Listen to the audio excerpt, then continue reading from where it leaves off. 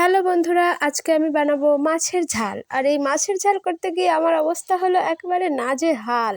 কি বলবো বন্ধুরা, এই যে দেখো, নুন হলুদ মাখিয়ে মাছটাকে রাখা ছিল আগে থেকেই। এরপরে আমি এটাকে তেলের মধ্যে হালকা হালকা করে ছেড়ে দিলাম।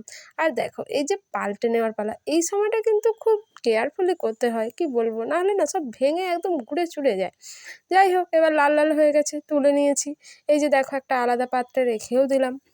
এরপরে এইটার মধ্যেই মশলাটা কষাতে হবে। আর দেখো, আমি বেঁচে যাওয়া তেলটার মধ্যেই কিন্তু অল্প একটু পেঁয়াজ দিয়েছি আর একটা টমেটো দিয়েছি। আর এই টমেটো পেঁয়াজটাকে ভালো করে নেড়ে চেড়ে আমাকে একদম ভাজা ভাজা করতে হবে। এরপরে আমি এর মধ্যে কি করব, গুঁড়ো মশলাগুলোকে অ্যাড করব। একটু হলুদ গুঁড়ো, একটু লঙ্কা গুঁড়ো আর নুন, সব কিছুই কিন্তু আমি অ্যাড করে এটাকে একদম গলা গলা হয়ে যাবে ততক্ষণ অবধি আমি নাড়তে থাকবো। আর এই টাইমে যদি গায়ে লেগে যায় না, কড়ার গায়ে, মশলাটা সত্যি বলছি কিন্তু সেইভাবে আর স্বাদ হবে না। ভালো করে নাড়তে হবে, এখানে বন্ধ করা যাবে না। তারপরে দেখো, আমি এরপরে দিচ্ছি সর্ষে বাটা।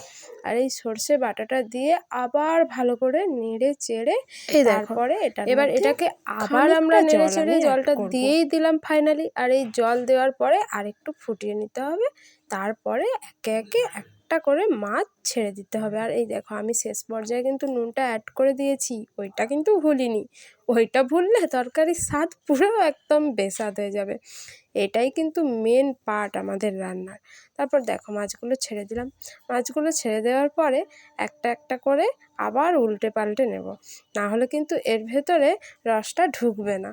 দেখো, তারপরে আমি কি করছি, প্রত্যেকটা মাছের মধ্যে রসগুলো ঢুকে গেল। দেন এই যে নামিয়ে নিয়েছি। ফাইনালি কালারটা কিন্তু গাইস ভালোই এসেছে।